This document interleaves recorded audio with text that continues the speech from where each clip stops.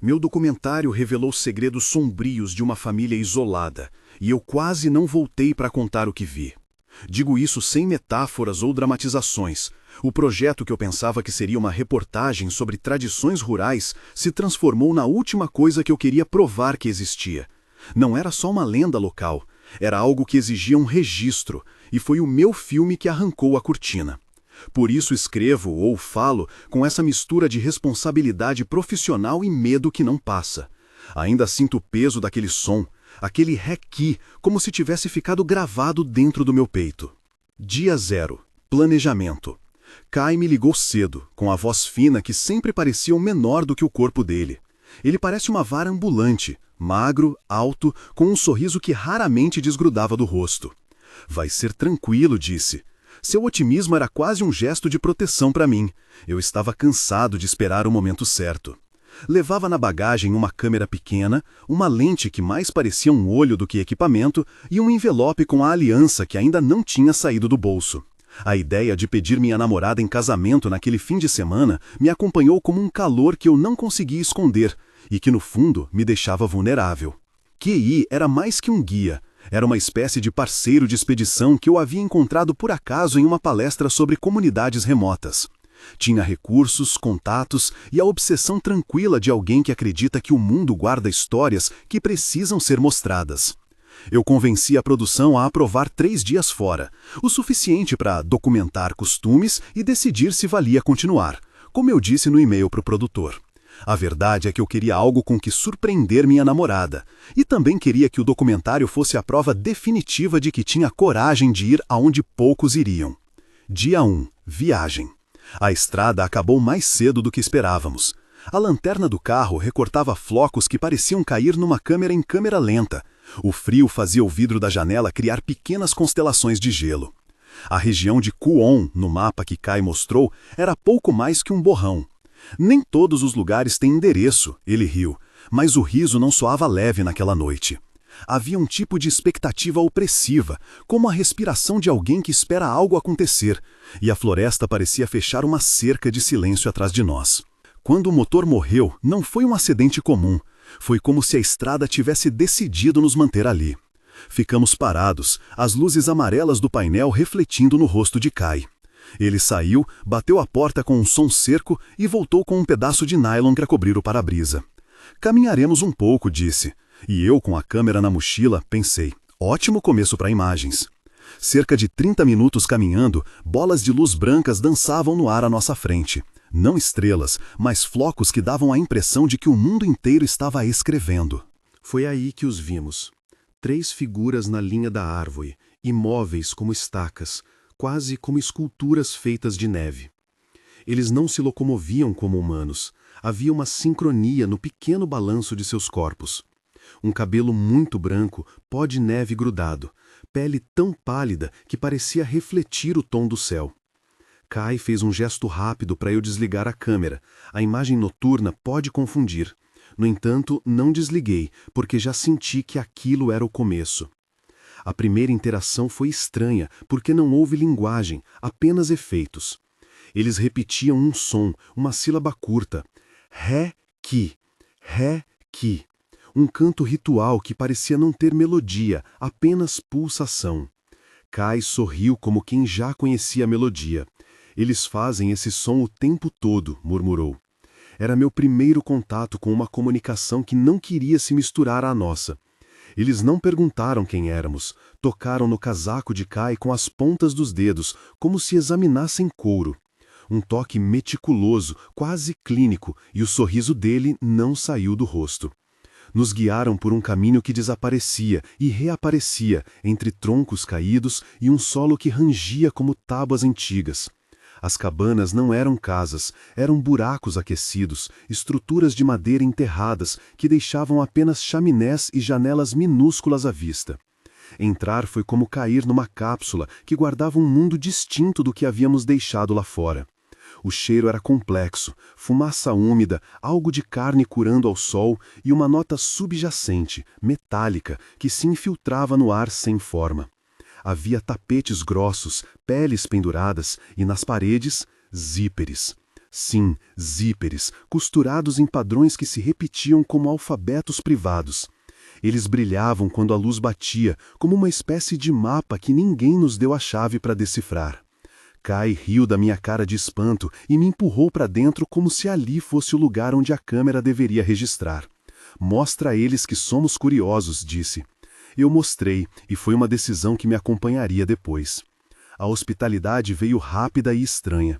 Fomos oferecidos assentos sobre peles, taças de um líquido que parecia chá e pedaços de algo que tinha uma textura entre pão e carne, mastigável, com um sabor que era ao mesmo tempo salgado e errado. Eu não consegui engolir muito, fingindo que estava gravando o som ambiente. Eles riam com o mesmo som curto. Ré-ki, ré-ki. Não havia entonação, apenas repetição. Eles tentavam nos dar coisas com movimentos comedidos, e o que me chamou mais atenção foi a forma como uma das mulheres acariciou a câmera, como se entendesse que aquilo era um portal para outro mundo. Dia 2. Imersão. Passamos a manhã filmando pequenos detalhes, mãos que remendavam peles, crianças que examinavam nossas botas, um quadro em que um zíper estava costurado de forma que lembrava um olho. O que parecia um dia comum para eles tinha para nós a dimensão de um teatro ancestral. E, ainda assim, havia momentos de comédia involuntária, uma tentativa de Kai de pedir uma direção, gestos mal interpretados que geravam risadas curtas e o inevitável requi. Parecia que aquilo convergia para um pacto comum, e eu, desarmado pela curiosidade, comecei a gostar daquela estranheza. Foi naquela tarde que a jovem da família se aproximou de Kai com lentidão. Ela tinha o cabelo tão branco que parecia fosco, como algodão molhado, e os olhos profundos. Em vez de falar, aproximou os lábios do rosto dele num gesto que poderia ser um cumprimento ou algo com outro sentido. Ele riu primeiro, a maneira dele de aceitar a gentileza. Quando a boca tocou a pele de Kai, eu senti um frio que não vinha apenas do ar. Naquele instante, algo na dinâmica ficou pesado. Eu tinha na mochila a aliança. Pensei na minha namorada, nas palavras que iria dizer quando a tirasse da caixinha. Não sei dizer se foi a imagem do anel ou o toque daquela boca que me fez afastar o braço. A jovem fez o som, requi, pedalando entre encontro e acordo. Eu recusei o gesto, não em voz alta, mas em atitude. Afastei as mãos como quem recusa um copo. Kai me lançou um olhar rápido, uma mistura de constrangimento e entendimento. Eu disse uma frase banal sobre estar cansado. Ela aceitou sem demonstrar ofensa. Apenas repetiu requi, como se dissesse, então fica assim. Foi um dos primeiros momentos em que entendi que o beijo ali não era apenas afeto, havia um código. Eu não soube naquele momento que o gesto de aceitar poderia ter significado outra coisa completamente diferente e irrevogável. No fim do dia, quando o sol se arrastava para a linha do horizonte, fomos convidados a dormir em uma das cabanas maiores. As paredes internas eram revestidas com peles e um pendão de tecido com zíperes decorava o centro. Kai conversou com o irmão mais velho, que tinha um olhar calmo, quase uma neutralidade feroz. Algo no rosto dele dizia que ele comandava, não pela violência, mas por um regime de regras internas que pareciam mais antigas que a própria língua. O som requi continuava a flutuar, fosse encanto, fosse sussurro. Requi, requi. Adormeci com aquele compasso na cabeça. Antes de dormir, anotei algumas tomadas para o diário do documentário. Minhas palavras soavam técnicas numa tentativa de me acalmar. Dia 2. Primeiros sinais de uma cultura fortemente ritualizada. Comunicação limitada ao som requi. Padrões de decoração com zíperes. Recomendável permanecer observando. Escrevi isso porque era o que um repórter faria. A verdade é que eu estava medindo riscos, e a responsabilidade por Kai e por mim, por um projeto que tinha um produtor esperando cortes, me apertava a garganta. CTA. Se você quer ver imagens extras e mapas do nosso caminho pela região de Ku, inscreva-se e torne-se membro. Há material de bastidores que não posso colocar aqui. Dia 3. Descobertas inquietantes. A manhã trouxe uma claridade cortante. Pequenos pontos de luz saltavam na neve, criando um espetáculo que cegava os olhos. Saí cedo, câmera montada. Kai ficou dentro, conversando mais com o irmão mais velho. Quando passei pelo pequeno corredor que levava à área de preparação de alimentos, notei uma alteração na parede. Uma pintura escondida atrás de um pano. Mulheres de vestidos longos, figuras presentes em cenas que sugeriam festa, celebração e algo que parecia ser um corte simbólico, traços vermelhos em composições florais. Não era apenas arte, tinha proposição, intenção. Eles não pintavam por pintar. Alguém, em algum ponto da história daquela família, queria que aquilo causasse uma reação. No centro da pintura, uma mão aberta, costurada com zíperes, segurava uma taça. Pelas manos que a pintaram, percebi uma técnica antiga, pinceladas feitas em corda simples, uma pressa metódica. Não entendia a iconografia, mas senti o aviso. Havia algo ali que não era celebração simples, e eu, que vinha com olhos de cineasta, com a ânsia de uma imagem que causasse impacto, percebi que havia linhas que era melhor não cruzar. Enquanto eu filmava, uma das crianças se aproximou e apontou meu microfone com curiosidade. Ela pousou a palma da mão sobre o indicador e fez o som curto, Ré, Ki. A repetição me acompanhava como um metrônomo. Tentei conversar com o irmão mais velho sobre a pintura, com perguntas vagas, observando suas reações. Ele respondia com palavras desconexas, poucas sílabas, longas pausas e, de novo, o refrão, Ré, Ki. Eu comecei a perceber que havia uma barreira de comunicação que não era só linguística, mas simbólica. Gestos e toques pareciam carregar o significado que a fala não carregava. À tarde, Kai saiu para consertar um equipamento que diziam ter sido danificado por roedores. Eu o vi atravessar o quintal com o casaco fechado e a gola meio amassada. No começo não pensei nada quando notei uma mancha escura no tecido. Parecia sujeira grudada. Mas, ao olhar mais de perto, percebi uma tonalidade que não se resolvia como lama. O próprio Kai notou e fez uma tentativa de justificar com uma piada. Aventuras, disse, mostrando a câmera como se aquilo fosse apenas uma marca a acrescentar ao roteiro. Ele sorriu e eu sorri junto, convencendo a mim mesmo. No fundo, algo me avisava. Havia um silêncio que se espessava sempre que tocávamos no assunto. Mais tarde, durante uma reunião informal ao redor do fogo, me arrisquei a perguntar sobre visitantes não anunciados. O irmão mais velho respondeu com uma história que parecia uma parábola. Há meses passam por aqui gente que não entende como se pedir. Alguns voltam, outros não. Ele falou devagar, e o som que insistia em acompanhar tudo aquilo, Ré, Ki, soou quase como uma vírgula naquela frase. Kai, sentado ao meu lado, apenas abaixou os olhos, como quem conhece uma parte do roteiro, mas não toda. No fim do dia 3, uma motozinha de neve passou longe, do lado de fora da clareira, deixando um rastro curto. Kai comentou que alguém retirava lenha, e que não era incomum ver forasteiros passando. Eu pensei na facilidade com que viajantes solitários se perdem em estradas pequenas. Coloquei a câmera em modo stand-by, porque queria registrar esse movimento, para o documentário, para provar que a região ainda tinha trânsito. Nunca imaginei que aquele rastro seria a linha que levaria tudo a mudar. Dia 4. Pequenos sinais viram evidência. Comecei o dia com microarritmias na voz. A câmera, que normalmente me dava a distância confortável de testemunha, parecia me pressionar. Decidi filmar a tal sala das pinturas com calma, aproximando a lente dos detalhes. As figuras femininas repetiam-se e em cada uma delas havia um detalhe. Uma linha no lábio, um vermelho discreto e algo parecido com um zíper ao lado da gola. Passei a mão por cima das imagens, como quem tenta sentir a tinta, e notei, enrolado no canto de uma moldura, um objeto pequeno, metálico, um zíper arrancado. Pendurado como troféu? Não quero usar essa palavra. Era um adorno, um artefato cultural claramente carregado de significado. O irmão mais velho apareceu do nada e sua mão repousou sobre a minha, sem agressão, apenas para retirar o objeto.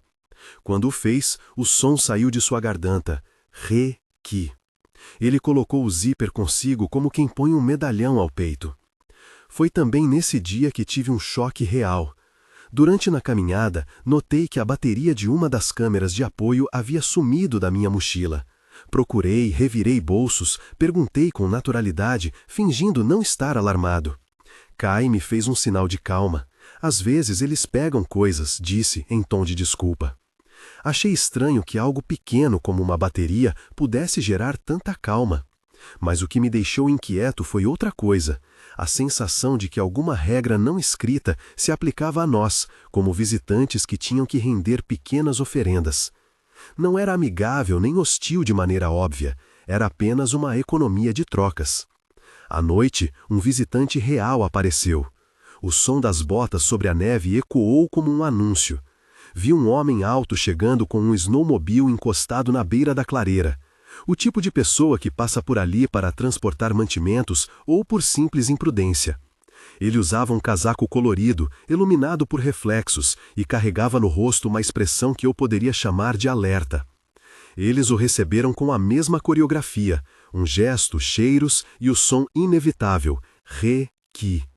O homem conversou com eles à distância, não entendia as palavras, as nossas línguas praticamente se desencontraram. Mas vi a cena. O homem estendeu algo, talvez um bem, talvez uma oferta. O irmão mais velho caminhou até ele, tocou a oferta com o polegar e então fez um gesto que eu não tinha como interpretar. Foi nesse instante que a coisa mais estranha aconteceu. O rosto do homem mudou, de indiferença para confusão e então para medo. Kai, que filmava discretamente ao meu lado, não baixou a câmera. Eu senti meu estômago apertar. O homem do snowmobile reculou alguns passos, olhou para a saída e por um segundo nossos olhos se cruzaram.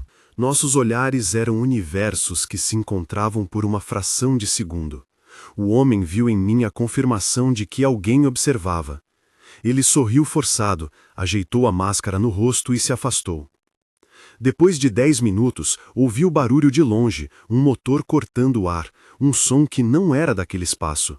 Ritmo, um corte seco no silêncio. Não reconheci a direção, apenas o tom da coisa. Não quero descrever o que aconteceu em seguida de forma gráfica. Digo apenas que a expressão do irmão mais velho havia mudado.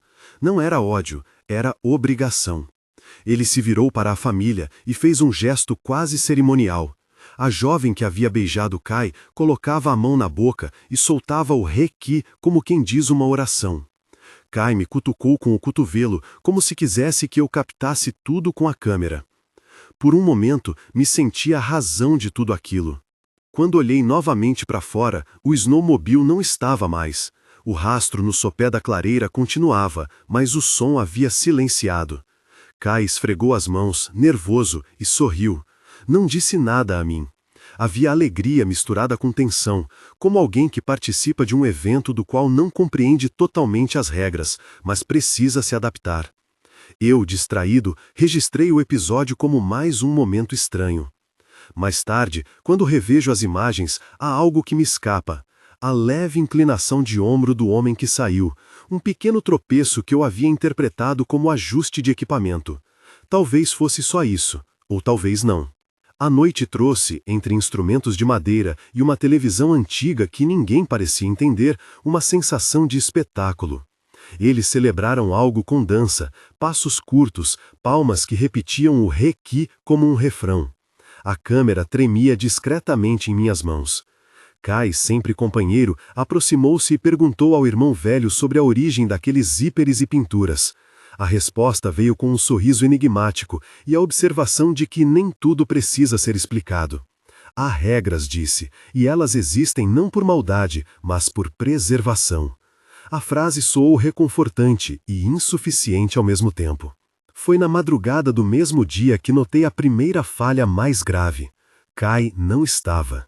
Eu havia adormecido com a câmera no peito, a imagem tremeluzindo em bucre. Acordei com a ausência ao meu lado. Os lençóis estavam amassados e uma marca escura no casaco que ele havia usado na tarde anterior estava agora mais evidente. O casaco, largado no banco, tinha um recorte de sujeira que eu não conseguia identificar. Procurei pelo refúgio, pedi, num sussurro quase infantil, pela presença dele. A família respondeu com Re-ki, repetido e compassado. Ninguém pareceu surpreso. O irmão mais velho tocou meu ombro com estranha ternura e disse algo que soou para mim como uma promessa. Fique, filmará, lembrará. E então, com a mesma naturalidade com que haviam nos recebido, fecharam as janelas e as portas. Procurei por horas, saí com a lanterna, rastreei o perímetro. O snowmobile que vira antes tinha o rastro que terminava abruptamente na direção contrária. Não havia sinais de luta, nem objetos espalhados, apenas a ausência. Voltei para a cabana com as mãos trêmulas. Um dos jovens trouxe um copo de algo quente e colocou a palma da mão sobre a minha, como se tentasse impedir que eu me movesse demais. A repetição de Reki tornou-se um coro que me lembrava que eu era observador naquela comunidade e que havia, talvez, um contrato não escrito entre nós. Deitei naquela noite pensando no anel no bolso, na promessa que eu ainda não havia feito e em Caí, que desaparecera tão de repente quanto aparecera. Os sinais que deixava no casaco, a mancha que não combinava com a lama, são memórias que me socam o sono. Abri o estojo com a aliança e a alisei com o polegar, sentindo o frio do metal.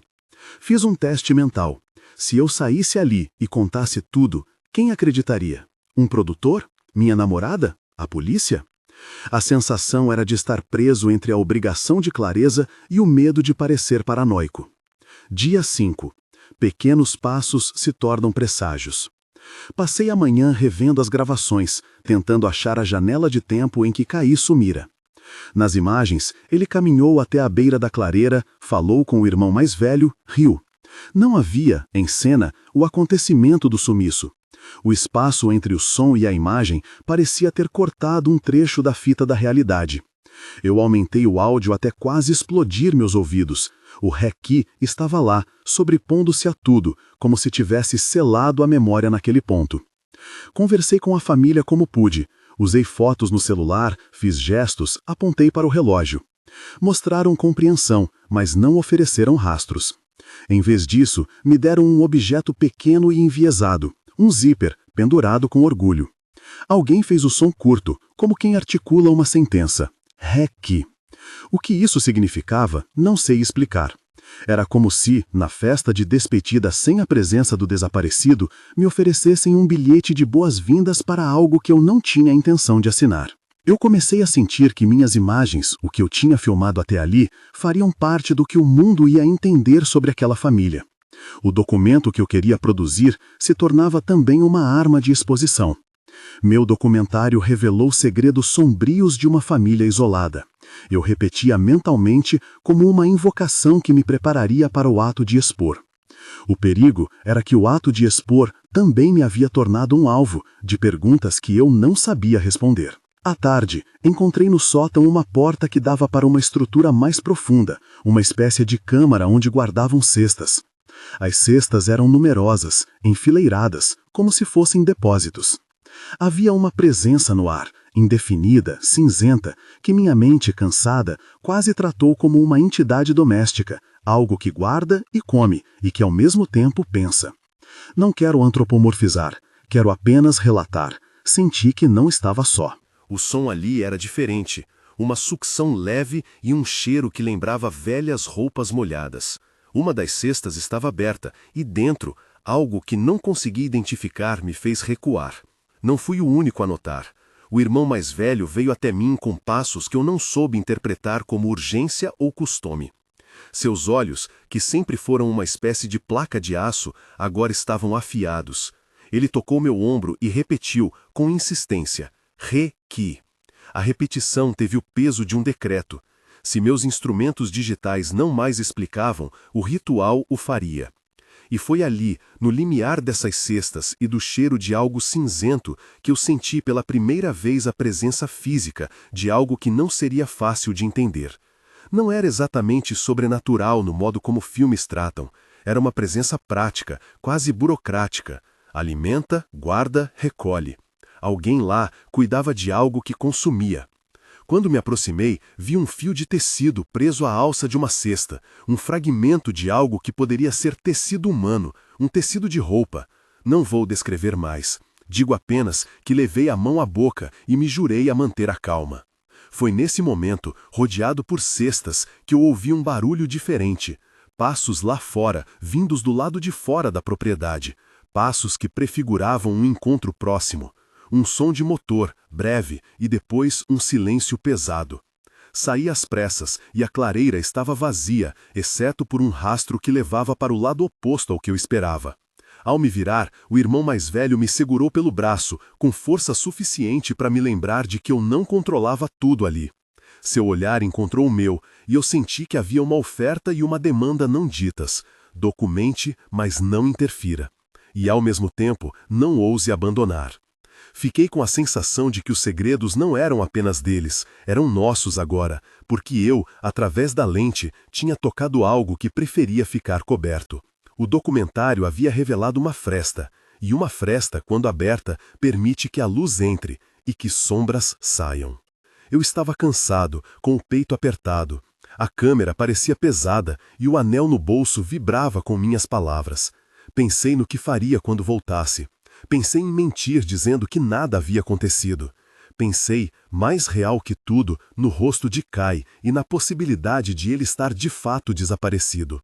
Não sei se foi coragem ou estupidez, mas decidi que naquela madrugada eu não iria dormir até recuperar todas as câmeras e entender pelo menos metade do que havia acontecido. Andei pelos caminhos, seguindo rastros, ouvindo o Reiki, que agora ecoava dentro da minha cabeça como um mantra incansável.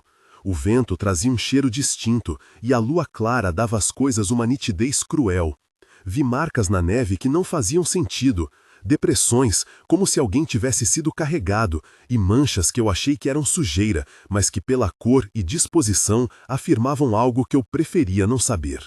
Recuar era opção, mas também seria admitir que eu havia falhado em minha tarefa. Revelar, ainda que isso me colocasse em risco. Fui até a borda da clareira e olhei para a trilha que os Snowmobile deixara. No final do rastro havia algo que me fez gelar. Uma peça de tecido enrolada e presa num galho, como flâmula. Peguei com luvas e, ao abrir, vi um pequeno fio de cor que eu reconhecia vagamente, vermelho. Não foi violência explícita o que me assustou. Foi a confirmação de que havia acontecido algo que envolvia aquele homem. A possibilidade de que tivesse havido uma troca, um acordo rompido ou algo pior me prendeu por inteiro. Ao retornar para dentro, alguém tinha colocado mais um zíper no centro da sala. Havia agora uma coleção crescente, cada um pendurado nos tetos como ornamento. Quando passei por eles, senti que cada metal frio parecia me contar uma história que eu ainda não podia traduzir. O irmão mais velho me olhou e tirou do seu bolso um pedaço de carvão. Desenhou no chão uma linha curta, uma marca com gesto calmo. Segura, disse, e fez o som que virava a oração. Reiki. Não sei se foi nessa noite que eu finalmente entendi a natureza do que estava diante de mim. Não foi uma revelação luminosa. Foi mais como a percepção gradual de que eu estava envolvido num tecido cujas tramas eram feitas de regras que eu não conhecia. Se o beijo era um contrato, talvez o zíper fosse a assinatura.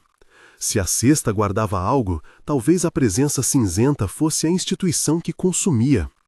Essas elucubrações se amontoavam no meu cérebro como papéis soltos que eu tentava organizar sem sucesso. Quando o primeiro som me motosserra ecoou à distância, não era a máquina em si que me encheu de terror. Era a certeza súbita de que eu estava prestes a assistir algo que não poderia mais ocultar.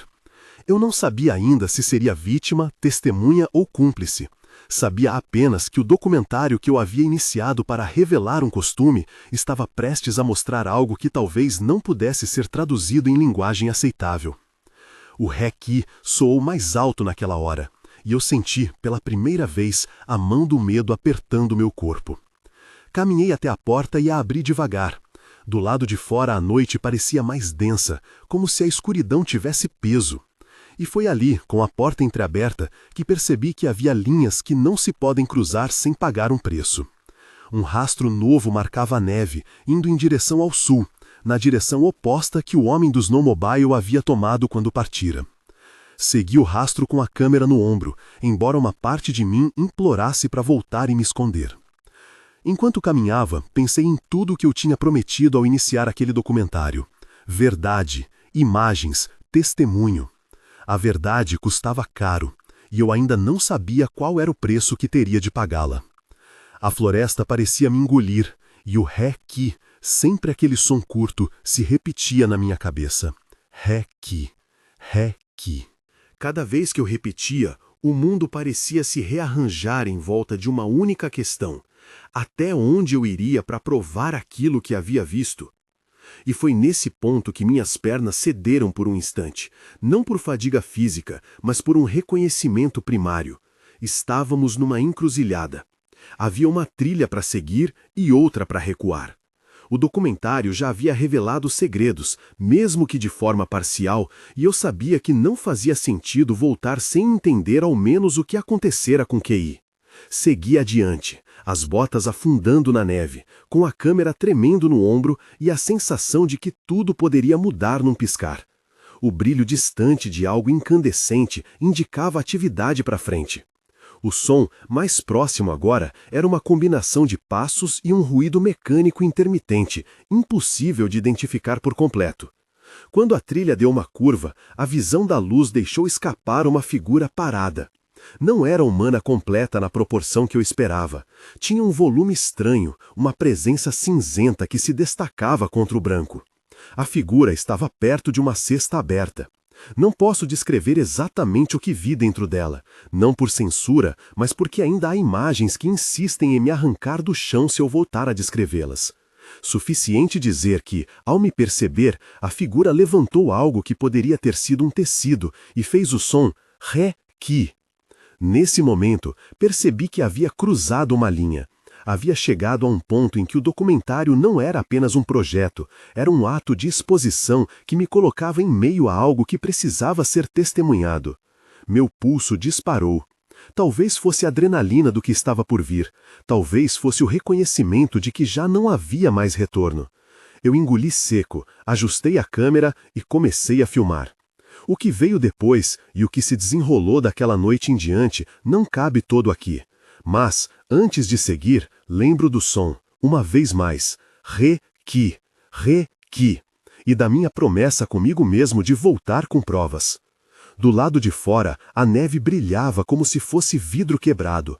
O vento cortava como lâmina, e eu, com o corpo inteiro em alerta, sabia que meu documentário havia, de fato, revelado segredos sombrios, segredos que agora exigiam mais do que a câmera para serem compreendidos.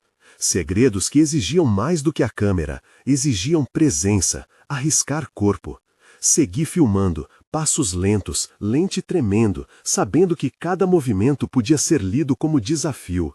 A figura cinzenta ao lado da cesta levantou algo, um pedaço de tecido talvez, e murmurou o som re-ki, re-ki. O ruído parecia engolir a luz e ao mesmo tempo orientar os corpos ao redor. Era um sinal que fazia a família se rearranjar como se participassem de uma coreografia antiga. Atravessei mais alguns metros e vi o homem do snowmobile parado, mais perto do que eu imaginara. Ele não tinha a expressão de um homem que buscava conflito, tinha a expressão de quem acreditava visitar uma curiosidade. Talvez acreditasse que era apenas gente estranha, uma etnia esquecida, uma boa história de estrada. Talvez estivesse sozinho demais no mundo para suspeitar do peso do requi. O irmão mais velho veio até ele com passos que não se apressavam. Tocou o casaco do visitante com as pontas dos dedos, como quem inspeciona um tecido que vai servir de oferenda. Houve um movimento de consulta sem palavras, dedos no queixo, olhos baixos, o som curto repetido como uma interjeição. Requi. Não houve briga, não houve cenário cinematográfico de confronto. A violência que se pronunciou naquela noite foi discreta, necessária dentro de um sistema que eu ainda não porém entender totalmente. Ouvi um grito curto, que mais pareceu surpresa do que dor. As silhuetas se moveram rápido, formando um anel. Kai apareceu naquela margem de visão, tal como antes, com a câmera pendendo de um ombro. E então o que eu vi me congelou. Kai sendo puxado, envolvido, como se uma mão invisível o arrastasse para dentro de um abraço que não era afeto. Ele lançou para mim um olhar que eu juro até hoje era metade pedido, metade desculpa. Eu levantei a câmera como se na objetividade estivesse a permissão para testemunhar. A imagem que guardei não mostra detalhes, mostra velocidade, rostos pálidos inclinados, mãos que pegam e um movimento de retirada que se tornaria uma linha de memória. Kai saiu dali sem cabeça erguida. O som que veio depois não foi o de uma arma, nem o de uma luta prolongada. Foi um som mecânico distante, irregular, um ruído que arranha o sentido só de lembrar. Não vou nomear, a natureza daquilo carece de necessidade para o que relato. Havia, além do ruído, um cheiro, não de sangue aberto, mas metálico, mais como corte antigo nos tecidos, algo que se insinua no ar e não sai. O homem do snowmobile caiu com um som oco. O irmão mais velho fez um gesto como quem abençoava a queda, e as mulheres repetiam, Requi, Requi. A família moveu-se com uma competência silenciosa, como se a cena fosse ensaiada. Eu filmei aquilo até que minhas mãos tremeram tanto que precisei me apoiar num tronco. Fui exposto de várias maneiras naquele interim. Vi, à distância, o corpo sendo levado para uma estrutura menor, não uma cova, não uma câmara de horrores, mas um lugar fechado onde se tomavam providências que a voz não deveria nomear em público. O que vi, quando me aproximei por trás de uma moita, foi a assembleia fechada em torno de um objeto que emitia fumaça leve e um som que me fez vomitar por dentro. As pessoas que participavam tinham a calma de quem pratica um rito há muito tempo. Vi também zíperes sendo desembrulhados e colocados com cuidado em pequenos recipientes, como se cada metal tivesse valor simbólico. Alguém colocou a mão sobre o meu ombro de maneira firme e eu me virei. Era o irmão mais velho. Por um segundo, achei que seria confrontado. Ao invés disso, ele soprou em meu ouvido o som que todo lugar repetia. Requi. Não houve palavras entre nós. O gesto dele foi simples. Apontou para a câmera, depois para o corpo, depois para dentro da construção. Depois disso, a única coisa que entendi foi que eu era testemunha, e que testemunha tinha um preço. Senti medo, e uma frase infantil veio à cabeça. Eu não vim aqui para morrer. Mas sentimento não é argumento, e o irmão mais velho sabia que minhas imagens podiam expor o que eles, por gerações, mantinham sob cobertura. Foi quando a jovem que havia beijado Kei apareceu novamente. Ela tocou levemente a face dele, como quem sela um acordo, e fez o som. Kei não gritou. Ele fechou os olhos por um instante tão longo que eu o achei morto. Não sei se foi o gesto dela ou outra cadeia de sinais, mas a coisa que se seguiu foi um ritual de encerramento quase doméstico. Enrolar panos, colocar objetos em uma cesta, limpar as superfícies com movimentos compenetrados, como se aquela família faria sempre tarde da noite. Para eles, aquilo era remoção. Para mim, era um acontecimento que abria feridas nas íntimas certidões da minha ingenuidade. O que sei é que naquela noite houve um ponto de não retorno. Eu poderia ter parado de filmar, ter voltado para a cabana e fingido terror e ignomínia. Poderia ter esperado luz do dia e partir. Não fiz isso. Não sei dizer se foi por dever profissional, por necessidade de provar o que havia visto, ou por algum masoquismo que se aninha em repórteres quando a história é maior do que o medo. Peguei a câmera, apoiei no ombro e caminhei de volta para a clareira, onde encontrei a família reunida num círculo menor, como se rezassem. Ré-ki, ré-ki. Os sons eram uma camada por cima da realidade. A mão cinzenta, a presença que eu tornara humano para entender, foi visível, mesmo que em sombra. Uma coleção de movimentos que pareciam consumir, acomodar e guardar. Várias cestas estavam abertas, e havia dentro tecidos e objetos cujas bordas eu preferi não observar. A sensação era de que havia ali um arquivo secreto de pessoas e histórias que a família preservava com o cuidado de um arquivista do absurdo. Vi um fragmento de tecido vermelho entre as dobras de um pano, uma cor que me perfurou o peito, e imediatamente me lembrança do fio preso ao galho quando eu saí naquela noite. Ligação. Foi no meio desse quadro que alguém me tocou de novo, mais forte desta vez. Puxaram-me para dentro de uma construção lateral. A luz era reduzida, quente, e o cheiro de tecido velho me submergia. Senti mãos que não queriam machucar, mas que queriam impedir meu movimento. Uma das mulheres encostou a face na minha e fez ré-ki, como quem dá instrução de silêncio. Então senti que fui puxado para um compartimento com cestas alinhadas. Era um espaço íntimo. Se eles guardavam corpos, guardavam também lembranças. Talvez fosse o lugar onde a presença cinzenta se alimentava, um gato doméstico de hábitos humanos, que não falava, mas consumia. Tentei resistir com força, mas a mão que me segurava era firme e surpreendentemente leve. Fechei os olhos e dobrei o corpo como quem tenta fugir da dor. Fui levantado, carregado e percebi que havia duas possibilidades. Terminar ali, ser arrumado como uma peça num acervo, ou convencer de alguma maneira que eu era útil vivo. Em todo momento escutava o rec, rec, como um metrônomo moral. O ar cheirava a lã úmida e fumaça. Tentei gritar, mas o som não saiu. Então, no que vou lembrar como o gesto mais estranho e contraditório daquela família, o irmão mais velho entrou no compartimento. Ele me olhou com uma expressão que não cabia em simplicidade. Havia culpa, comando e um afeto ancestral. Parou, tirou um objeto do bolso, um lenço limpo, e passou na minha testa. Foi um gesto de limpeza e posse ao mesmo tempo. Ele fez o som, com pressa, ré-qui. E então, de modo que ainda me assombra, ele empurrou a mão que me segurava para longe. Alguém saiu e ouvi vozes lá fora. O irmão mais velho se inclinou e, num sussurro que não sei se invento para me acalmar, falou algo como, vai. Não sei por que escolheu que eu fosse. Talvez porque eu não aceitaria o beijo. Talvez porque eu era capaz de contar. Talvez porque, para eles, expor servia a um propósito indefinível. Ele me empurrou na direção da saída e fechou a porta com gentileza. Quando a porta bateu, ouvi novamente o som, rec. Saí cambaleando para a neve. O desejo de correr foi imediato, instinto puro. Olhei para trás e vi, pela fresta, a família reunida em torno de algo que fumegava. Não tive espaço para processar se o irmão mais velho me salvou, me poupou, me expulsou por clemência ou por uma regra que eu não tinha onde encaixar. Corri até a clareira, peguei o snowmobile que estava encostado e liguei o motor com mãos que tremiam. Havia uma chave ali que alguém esquecera ou deixara por descuido, ou talvez fosse parte de um contrato que eu não percebia. A máquina rugiu e eu parti com o frio na cara e a sensação de ultrapassar uma linha que não devia ser cruzada. Fugi pela trilha em alta velocidade e a neve voou como cinzas. Atrás de mim, no clarão que ficava para longe, vi luzes se moverem na noite, não em perseguição direta, mas numa organização que parecia medir distância. Pode ter sido impressão, pode ter sido o efeito de minha imaginação já marcada pelo terror. O motor do snowmobile vibrava sob meu corpo como um coração acelerado. Não parei até ter a clareira fora de vista e a estrada subterraneamente vazia diante de mim.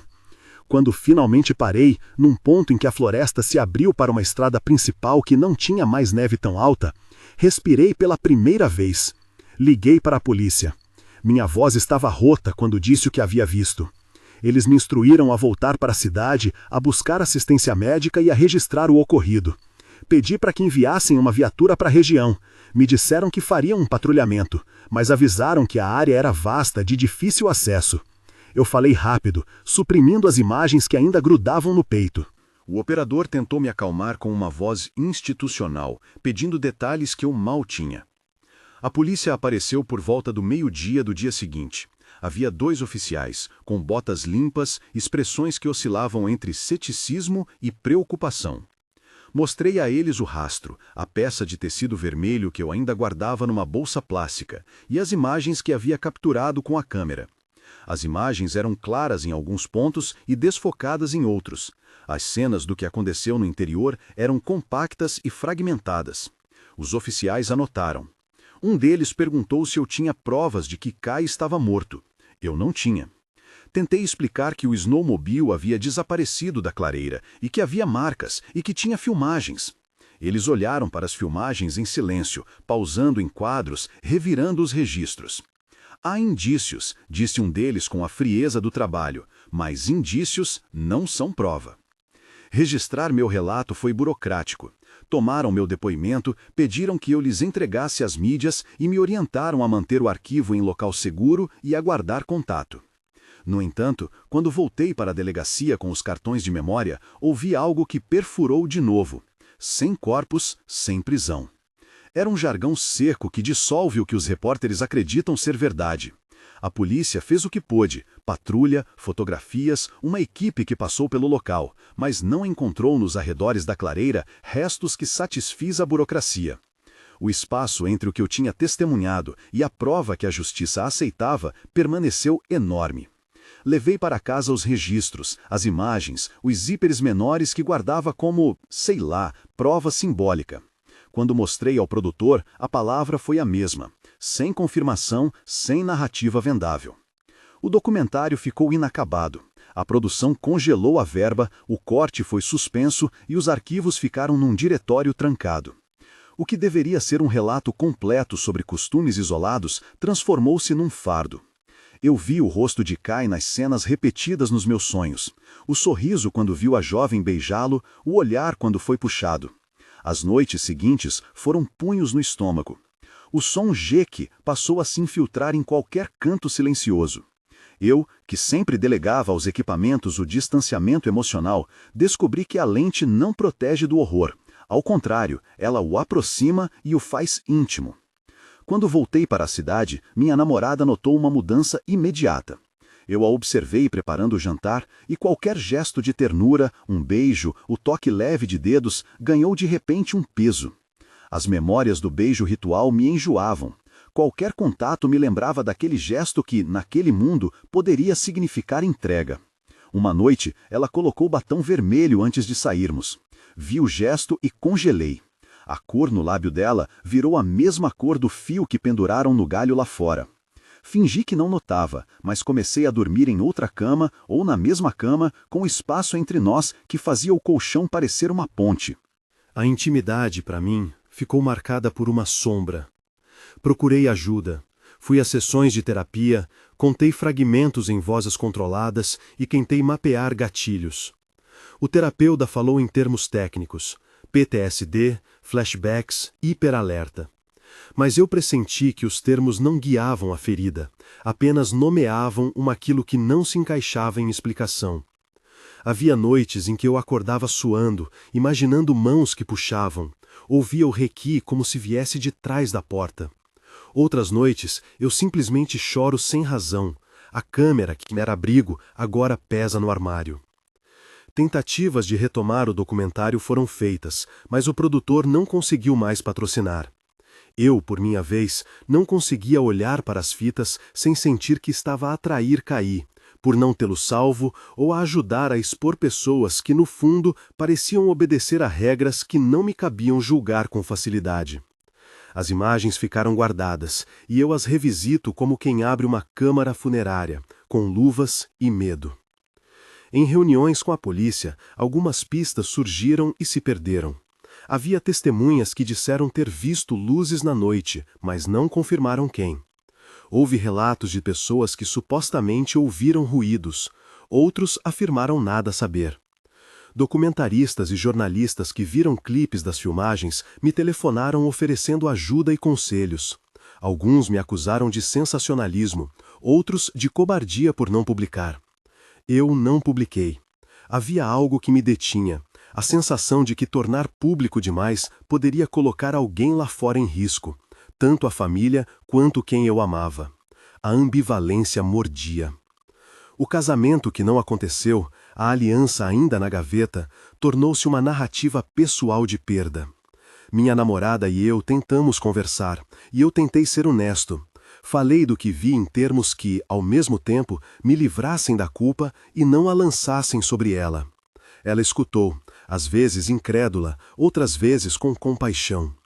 Havia dias em que eu via sua cara e via no rosto dela o reflexo de alguém que me amava, mas que não sabia como costurar as partes. Pequenos rituais cotidianos mudavam de significado. A hora de dormir, o café, uma música que tocava no rádio.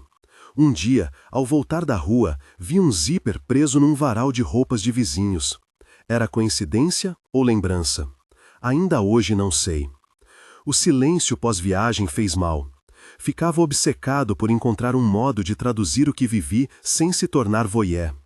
Pensei em enviar os arquivos para um arquivo público, uma universidade, um museu etnográfico que entendesse a delicadeza. Pensei também em apagar tudo, excluir as imagens para poder sobreviver.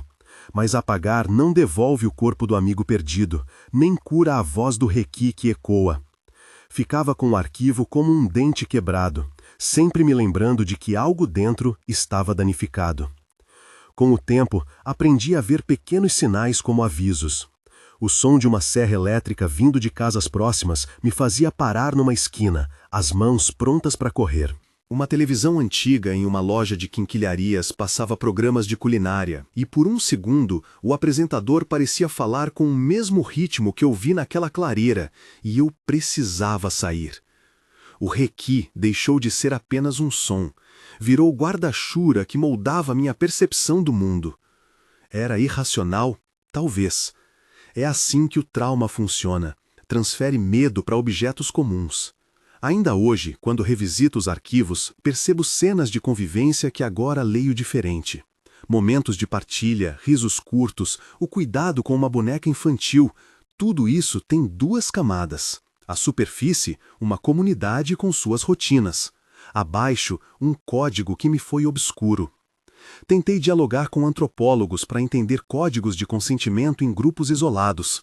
Eles falaram de simbologias, rituais de passagem e contratos implícitos. Mas nada explica completamente um beijo interpretado como autorização para um fim mortal. E talvez isso seja a maior lição. Não existe uma única chave que abra todas as portas. Passei a dar palestras em universidades sobre ética na reportagem. Mostrei frames, sem nomes, sem localizações exatas. Falei sobre as escolhas do repórter, quando expor, quando recuar. A audiência ouviu com um misto de fascínio e horror. Em uma delas, um aluno perguntou se eu a teria deixado vivo se tivesse esperado mais. Pergunta cruel. Não tenho resposta que alivie. O documentário, apesar de inacabado, já teve efeito. Um pequeno artigo em jornal local mencionou a região de Curu e descreveu a família de modo velado. Foi suficiente para que alguns curiosos tentassem se aproximar, e foi aí que eu decidi que deveria intervir. Escrevi aos veículos pedindo que não encorajassem visitas. Expliquei que a curiosidade podia transformar testemunhas em vítimas. Pedi discrição. Recebi respostas ambíguas. Uns ignoraram, outros agradeceram. A mídia tem fome de histórias, eu sei. Mas a fome pública às vezes devora o que precisa ser preservado, mesmo que seja algo sombrio. O que me persegue não é apenas o que vi, mas o que sinto que poderia ter feito. O peso da câmera, a escolha de filmar ou intervir, a hesitação que talvez tenha sido fatal. As noites em que sonho com Kai não têm som reconhecível, exceto o requi, que aparece nas bordas do sonho como se fosse uma assinatura. A sensação de culpa é um animal que não me deixa dormir. A vida doméstica sofreu, a intimidade sofreu. A confiança por vezes cede e volta em pequenas ondas. Minha namorada e eu tentamos terapia de casal, mas o trauma conhece corredores que a terapia ainda não mapeara completamente. Perguntei-me muitas vezes se deveria publicar o material incompleto. Parte de mim queria que o mundo soubesse, talvez para que alguém abrisse uma investigação mais profunda, talvez para que ninguém mais desse a vida por curiosidade em uma região onde regras não são as mesmas. Outra parte de mim percebeu que expor sem cuidado poderia provocar o tipo de atenção que destrói sem resolver. A família isolada ainda existe? Não sei.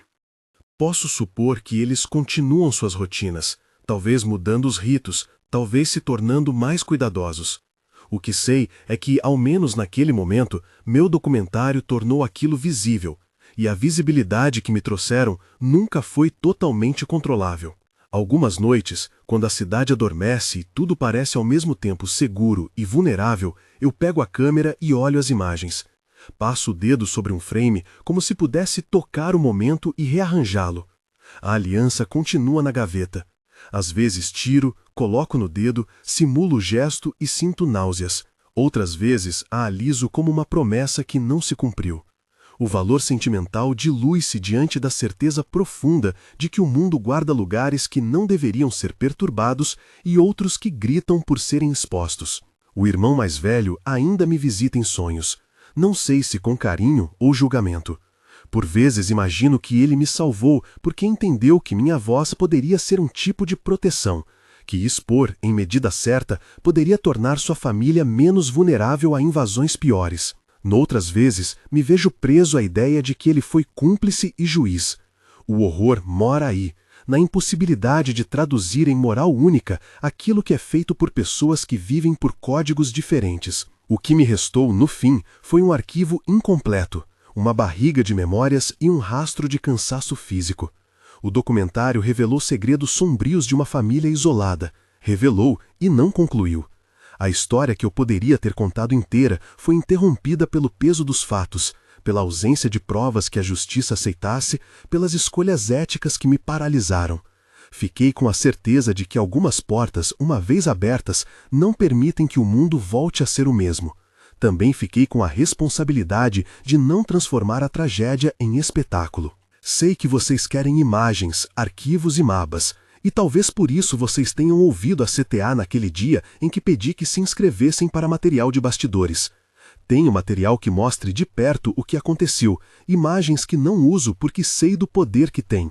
Por enquanto, mantenho o que é preciso guardado por respeito aos ausentes e cuidado com os vivos. O que posso fazer é contar esta história, com palavras, para que o que ocorreu não seja esquecido. Não publiquei o filme final, não porque não quis, porque não pude, ou não deveria. Ainda assim, enquanto escrevo e falo, o mundo sabe um pouco. Quando as pessoas me perguntam se voltei para terminar, respondo que o projeto revelou segredos que eu não sou o dono de expor. Às vezes me olham como se fosse covardia, outras com compreensão. A verdade é que a experiência mudou minha relação com a profissão, com o amor e com a coragem. Aprendi que revelar não é sempre libertar, às vezes é desatar nós que não deveriam ser tocados por mãos apressadas. Hoje, cada som estranho me leva de volta lá.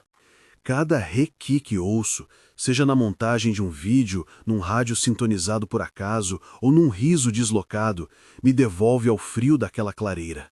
Mas também me lembra do motivo pelo qual comecei a filmar, registrar, testemunhar, não permitir que a memória se perca.